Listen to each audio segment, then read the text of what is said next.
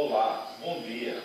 Eu sou Sérgio Aires, estou aqui entrevistando Carlos Sérgio e gostaria de saber, Carlos Sérgio, assim, o que você acha do jogo do Brasil hoje contra a Alemanha?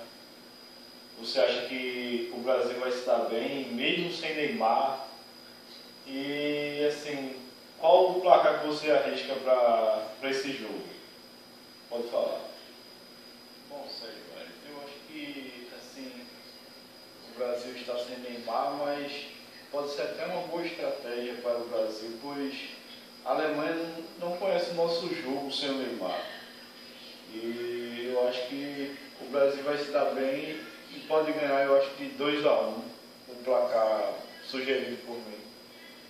Espero que ele consiga esse resultado e estaremos na final, se Deus quiser. Valeu.